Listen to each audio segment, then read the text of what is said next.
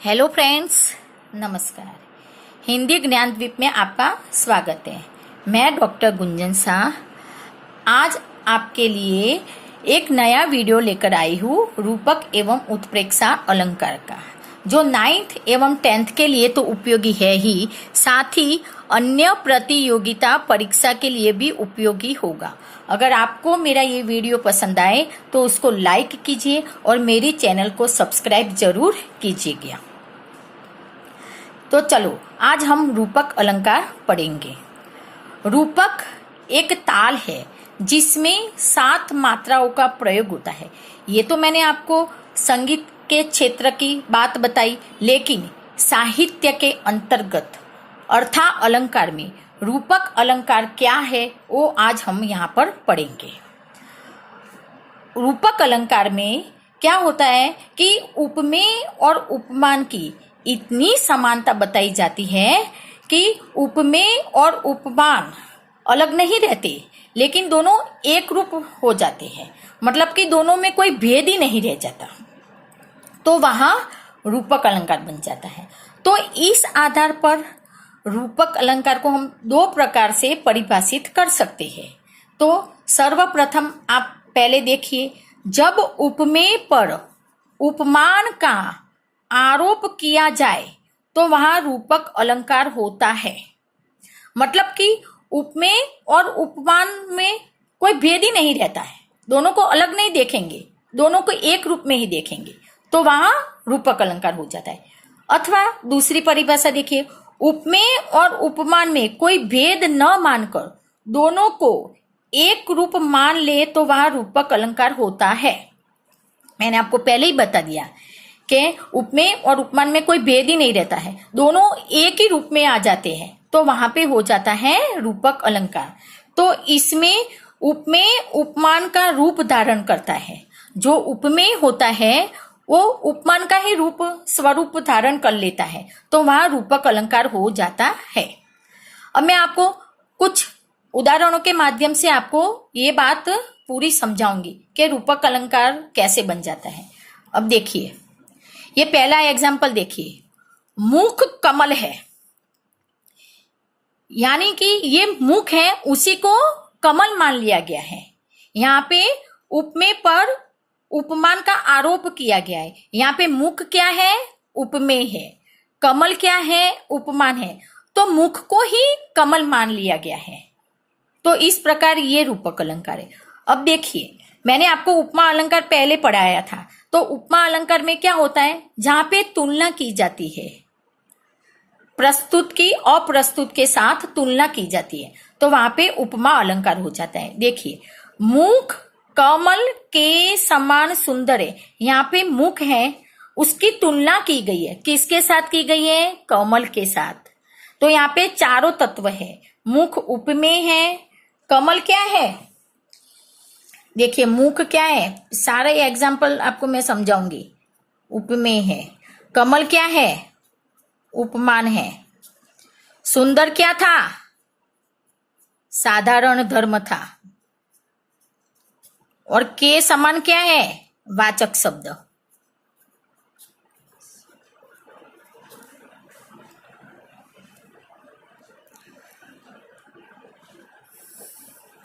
तो जहां पे चारों तत्व होते हैं वहां तो उपमा अलंकार हो जाता है। लेकिन जहां पे ये मुख है, देखो हमारा रूपक अलंकार देखिए, मुख क्या है? उपमेय था। और कमल क्या था? उपमान था। लेकिन मुख को ही हम कमल मान लेंगे तो वो रूपक अलंकार हो जाएगा। मुख ही कमल है। हम मुख की तुलना नहीं कर रहे कि मुख कमल के समान है, मुख को ही कमल मान ले रहे हैं। यानी कि मुख पर कमल का आरोप किया जा रहा है, मतलब कि उपमेय पर उपमान का आरोप किया जा रहा है, इसलिए हम यहाँ पे इसको रूपक अलंकार लेंगे। अब मैं कुछ उदाहरणों के माध्यम से आपको और अच्छे से यहाँ पे समझाऊंगी। एक इसकी ट्रिक है कि उपमेय और उपमान जो होता है वो दोनों साथ साथ में आता है। और दोनों के बीच में योजक चिन्ह का प्रयोग होता है। देखिए, उपमेय और उपमान के बीच योजक चिन्ह का प्रयोग होता है और दोनों साथ साथ आते हैं। हमेशा रूपक अलंकार में आपको ये बात ध्यान में रखनी है कि उपमेय और उपमान दोनों साथ साथ आएंगे और दोनों के बीच में योजक चिन्ह होगा। लेकिन ये ट्रिक हर वक्त काम में नहीं आएगी, कुछ बार योजक चिन्ह नहीं भी आता है। ठीक है, तो देखिए ये पहला ही उदाहरण देखिए, इसमें योजक चिन्ह नहीं है, लेकिन यहाँ पे उपमेय को उपमान मान लिया गया है। देखिए, चरण कमल बंदो हरिराई, चरण कमल बंदो हरिराई, यहाँ पे चरण उपमेय है और कमल क्या है, उपमान है। और यहाँ पे क्या बात बताई गई है, हरि के जो चरण है उसको ही कमल मान लिया गया है, यानी कि चरण उपमेय पर कमल का आरोप किया जा रहा है, तो इसलिए ये रूपक अलंकार हुआ है। चरण रूपी कमल ये बोला गया है, चरण को ही कमल मान लिया गया है, ये चरण उपमेय को ही कमल मान लिया गया है। हरि के जो चरण है वो कमल है, इसलिए ये हो गया रूपक अलंकार। आगे देखिए, पायो जी मैंने राम रतन धन पायो, यहाँ पे योजक चिन्ह है। ठीक है, पायो जी मैंने, ये मीरा का बहुत ही प्रसिद्ध पद है, दोहा है। पायो जी मैंने राम रतन धन पायो, राम रूपी रत्न पा लिया।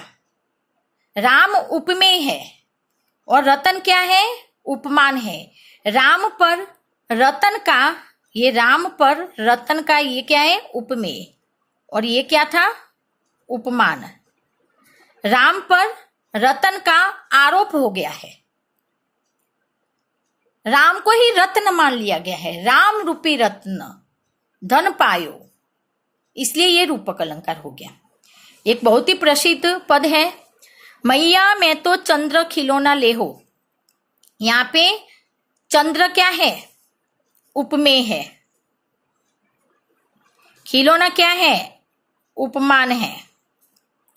तो यहाँ पे बालक है, चांद को ही खिलौना मान ले रहा है, खिलौना मान रहा है, चांद को ही वो खिलौना मान रहा है, इसलिए यहाँ पे ये रूपक अलंकार हो गया कि वो कह रहे हैं चंद्र खिलौना ले हो, चांदी खिलौना हो जाता है।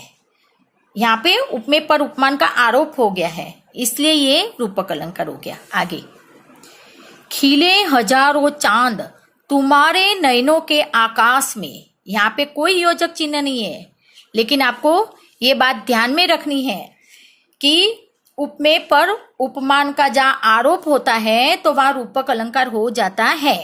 यहाँ पे तुम्हारे नयनों, ये क्या है, उपमेय, इस पर आकाश, उपमान का आरोप किया गया है कि तुम्हारे नयनों के आकाश में खिले हजारों चांद, नयनों को ही आकाश मान लिया गया है, तो ये आरोप होने के कारण इसको हम रूपक अलंकार कहेंगे। आगे का एग्जाम्पल देखिए, जीवन तरु की महिमा न्यारी, जैसे पेड़ की महिमा होती है वैसे ही यहाँ पे जीवन तरु, जीवन रूपी तरु, जीवन को ही पेड़ मान लिया गया है, जीवन रूपी पेड़ की महिमा न्यारी, ये बात बताएगी, इसलिए ये रूपक अलंकार है। लास्ट एग्जाम्पल देखिए, प्रीति नदी में पाऊ न बोरियो, दृष्टि न रूप परागी, ये सूरदास का बहुत ही प्रसिद्ध दोहा है। इसमें गोपियां उद्धव को कहती है कि आपने श्री कृष्ण का रूप और उनकी दृष्टि नहीं देखी है, उनके रूप को नहीं निहारा है, उसके प्रेम में आप नहीं डूबे हो। तो यहाँ पे प्रीति प्रेम को बोला गया है, नदी में पाँव न बोरियो, यहाँ पे जो प्रीति है, प्रेम को नदी का रूप दे दिया गया है। ये उपमेय पर उपमान का आरोप कर दिया गया है। प्रीति नदी में पाँव न बोरियो, मतलब प्रेम रूपी नदी में पाँव न बोरियो, आपने पैर नहीं डुबाया, ऐसा नहीं बोलेंगे यहाँ पे कि आप भगवान श्री कृष्ण की प्रेम रूपी नदी में आपने बह नहीं गए, उनके प्रेम में आसक्त नहीं होगे, प्रेम रूपी नदी में आपने पाँव न बोरियो, पैर नहीं डुबोयो। तो प्रेम रूपी नदी होने के कारण यहाँ पे ये रूपक अलंकार हुआ। अब आपको मैंने ये सारे एग्जाम्पल बता दिए। तो देखो यहाँ पे ये फर्स्ट एग्जाम्पल में मैंने चरण को क्या बताया था, उपमेय बताया था, ठीक है, और ये उपमान था। तो ये क्या आ गया, चरण रूपी कमल, ठीक है। इस प्रकार ये चरण कमल बंदो हरिराई हुआ कि हरि के जो चरण पैर थे उसी को वो कमल मान लेता है, इसलिए यहाँ पे ये रूपक अलंकार है। अब देखिए आपको बस रूपक अलंकार और उपमा अलंकार में यही बात ध्यान में रखनी है कि उपमा अलंकार में सारे वाचक शब्द आते हैं, सा, सी, सम, सरिस, के समान, ज्यों, ठीक है।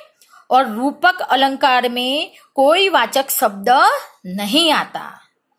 हाँ, उपमेय और उपमान साथ में आता है और बीच में योजक चिन्ह आता है तो वह रूपक अलंकार हो जाता है। अब मैं आपको दूसरा अलंकार अर्थालंकार के अंतर्गत उत्प्रेक्षा अलंकार पढ़ाऊंगी, ठीक है। तो देखिए, जहां उपमेय में उपमान की संभावना या कल्पना की जाए वहां उत्प्रेक्षा अलंकार होता है।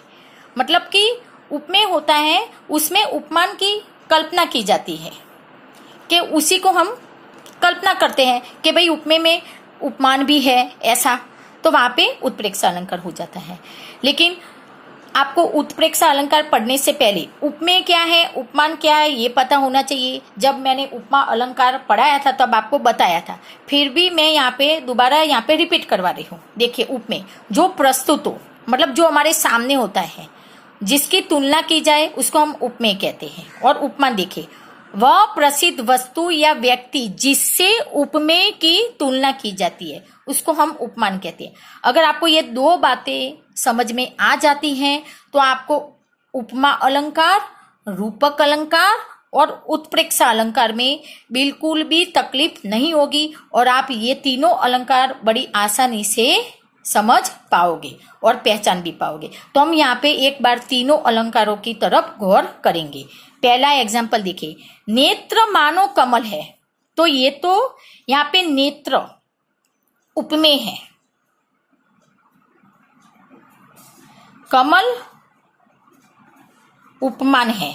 यहाँ पे नेत्र मानो कमल है, नेत्र में उपमान कमल की संभावना की जा रही है, मतलब कि कल्पना की जा रही है कि नेत्र मानो कमल हो सकते हैं, ऐसे यहाँ पे कल्पना की गई है, इसलिए ये उत्प्रेक्षा अलंकार हुआ।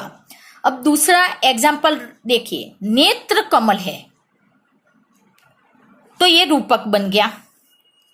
अभी मैंने आपको पढ़ाया ऊपर ही, उपमेय उपमान का रूप ले लेता है, रूप धारण करता है तो क्या हो जाता है, और रूपक अलंकार होता है।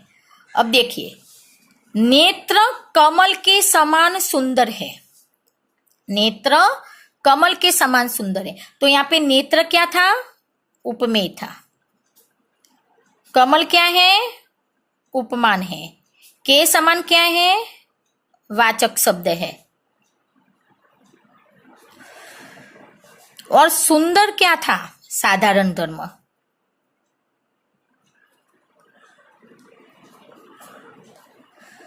तो जहां पे तुलना की जाती है उपमेय और उपमान की तो वह उपमा अलंकार हो जाता है। जहां पे उपमेय को उपमान मान लिया जाता है, दोनों एक रूप हो जाते हैं तो वह रूपक अलंकार हो जाता है। और जहां पे संभावना व्यक्त की जाती है,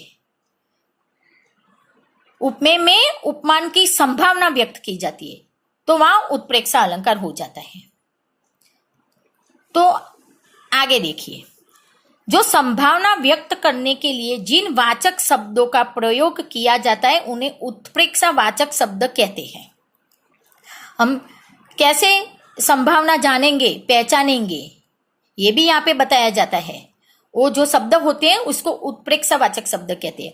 और इसकी भी एक ट्रिक है उपमा अलंकार की तरह, ये ट्रिक मैं यहाँ पे लिख रही हूं। देखिए, मनु, मानो, मनहु, मनो, ज्यों, जनु, जानो, जनहु जैसे आदि वाचक शब्दों का प्रयोग होता है।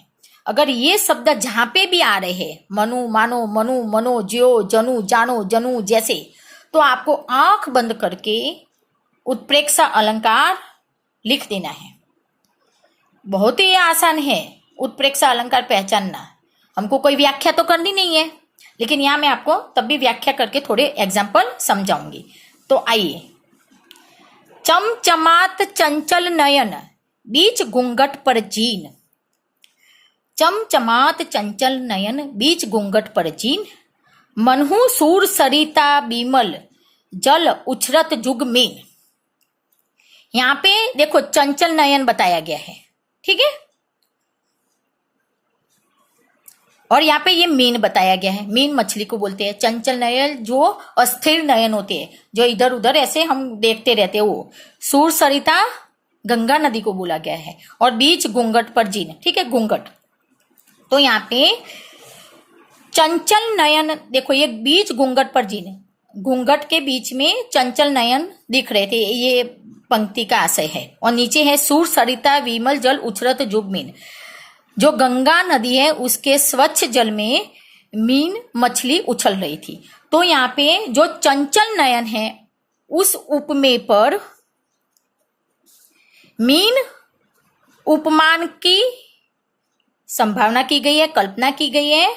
और घूंघट पर सूर सरिता, ये उपमेय है। घूंघट क्या है? ये घूंघट उपमेय पर सूर सरिता गंगा नदी की, गंगा सूर सरिता विमल जल, गंगा के स्वच्छ जल की ये उपमान की संभावना की गई, इसके इस पर और मीन की नयन पर। तो इस प्रकार ये हो गया उत्प्रेक्षा अलंकार।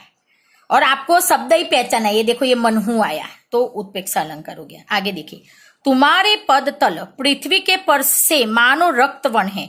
पद तल किसको बोलते हैं? पैरों के तलवे जो होते हैं उसको बोलते हैं। ये यहाँ पे उपमेय है। देखो मानो शब्द आ ही गया है तो उत्प्रेक्षा अलंकार है। लेकिन आप देखिए, पद तल पृथ्वी के पर्श से मानो रक्तवर्ण है, उपमेय पद तल है, उसके ऊपर रक्तवर्ण लाल कलर का वर्ण रंग, ये उपमान की संभावना की गई है, इसलिए ये हो गया आपका उत्प्रेक्षा अलंकार। आगे देखिए, कहती हुई यो उत्तरा के नेत्र जल से भर गए, हिम के कणों से पूर्ण मानो हो गए पंकज नए। यहाँ पे उत्तरा के नेत्र, ये क्या है? उपमेय। हिम के कणों से पूर्ण पंकज, ये हिम के कणों से पूर्ण पंकज, ये जो है ये उपमान है, इसकी कल्पना की गई है। देखिए क्या होता है इसका भावार्थ। उत्तरा के जो अश्रुपूर्ण नेत्र, आंखों में जो आंसू आते हैं वैसे नेत्रों पे हिम के कणों से पूर्ण पंकज, पंकज कमल को बोलते हैं। जब ओस की बूंदे होती है, छोटी छोटी जो कण होते हैं, सुबह हम जब सुबह सुबह देखते हैं शीत ऋतु में, तो उसकी जो बूंद होती है वैसा वो जो कमल होता है उसकी बात कही गई है। तो वो ओस के कणों से युक्त कमल की संभावना की गई है उत्तरा के अश्रुपूर्ण नेत्रों में। तो इसलिए ये यहाँ पे हो गया उत्प्रेक्षा अलंकार। चौथा एग्जाम्पल देखिए, सोहत ओढ़े पीत पट श्याम सलोने गाथ, मनहु नीलमणि शैल पर आतप पड़ियो प्रभात। देखो ये मनहु से ही आप तो पहचान लोगे पहले तो, लेकिन आप देखिए यहाँ पे श्याम सलोने गाथ, यहाँ पे श्री कृष्ण के श्याम शरीर की, गाथ शरीर को बोलते हैं, श्याम शरीर की बात और पीतपट पीताम्बर की, पीले वस्त्र की बात की गई है। ठीक है, ये उपमेय है। श्याम सलोने और पीतपट ये दोनों उपमेय हैं। ठीक है, नीलमणि शैल पर, नीलमणि पर्वत की बात करी है, ये पर्वत है नीलमणि पर्वत। और आतप पड़ियो प्रभात, प्रभात सुबह का जो प्रकाश होता है वो नीलमणि शैल पर पड़ा हुआ है। तो यहाँ पे देखिए, श्याम सलोने गाथ ये उपमेय, श्याम सलोने गाथ उपमेय पर नीलमणि शैल पर ये उपमान की कल्पना की गई है इसकी इसके साथ। और पीतपट पीताम्बर उपमेय पर आतप पड़ो प्रभात, जो प्रातः काल का प्रकाश होता है, ये उपमान की यहाँ पे संभावना की गई है। इस प्रकार ये उत्प्रेक्षा अलंकार हो गया। श्री कृष्ण के श्याम शरीर पर नीलमणि पर्वत की उपमान की संभावना की गई है और पीताम्बर पर सुबह का जो प्रकाश है उसकी संभावना की गई, उसकी कल्पना की गई, इसलिए ये उत्प्रेक्षा अलंकार है। आगे देखिए, पुलक प्रकट करती है धरती हरित तृणों की नौकों से, मानो झूम रहे हो तरु भी मंद पवन के झोंकों से। यहाँ पे हरित तृणों की नौकों से धरती के ऊपर तरु की, धरती उपमेय पर तरु पेड़ उपमा की कल्पना की गई, इसलिए ये उत्प्रेक्षा अलंकार है। मानो से पहचान लोगे। हरित तृणों की धरती है जो पृथ्वी है हमारी, हरे घास के स्पर्श से पुलक प्रकट करती है, रोमांचित होती है। कैसे? झूम रहे हो तरु भी मंद पवन के झोंकों से। मंद मतलब धीरा धीरा जो पवन आता है तो उसके झोंकों से ये जो पेड़ है वो भी झूम रहे हैं।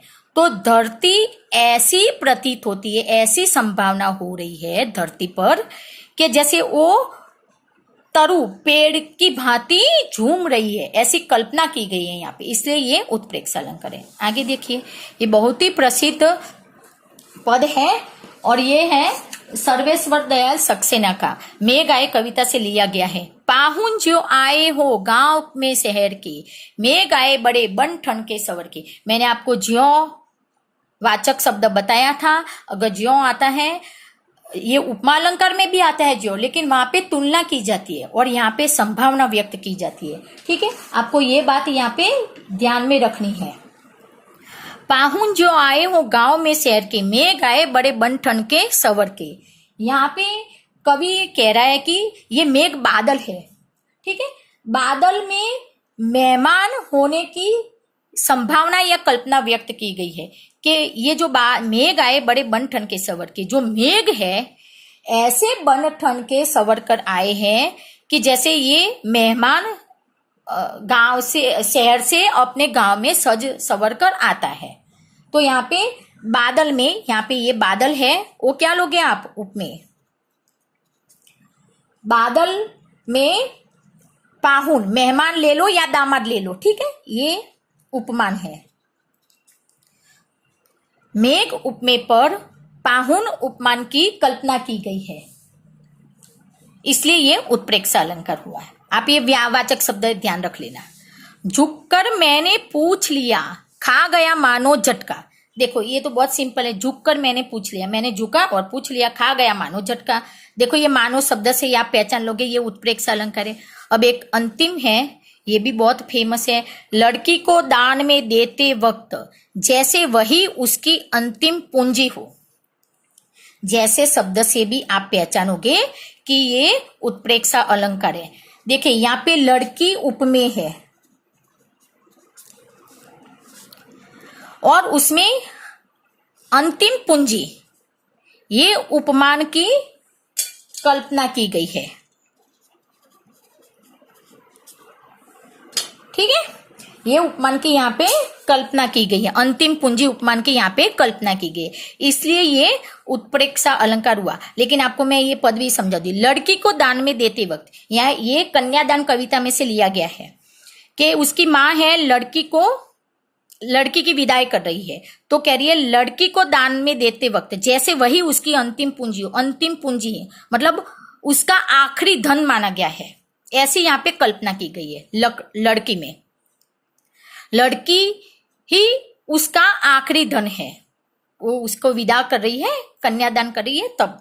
तो यहाँ पे लड़की उपमेय पर अंतिम पूंजी उपमान का कल्पना की गई है, उपमान की कल्पना की गई है, इसलिए ये उत्प्रेक्षा अलंकार हुआ। तो आपको मैंने ये वीडियो में रूपक अलंकार और उत्प्रेक्षा अलंकार के काफी सारे एग्जाम्पल विस्तार पूर्वक समझाए हैं। तो मैं उम्मीद करती हूँ कि आपको समझ में आ गया होगा। बस आप उत्प्रेक्षा अलंकार में वाचक शब्दों का जरूर ध्यान रखिए। मनु, मानो, जनु, जानो, ज्यों, जैसे, मनहू, अगर ऐसे शब्द आ रहे हैं तो उसको आप उत्प्रेक्षा अलंकार में ले जाओगे। और रूपक अलंकार में तो कोई वाचक ही शब्द नहीं आता है, और उपमा अलंकार में तो आपको पता ही है, सा, सी, से, सम, सर, इसके समान। बस, वेरी इजी। तो चलिए अब नेक्स्ट वीडियो में मैं अतिशयोक्ति और मानवीकरण अलंकार समझाऊंगी।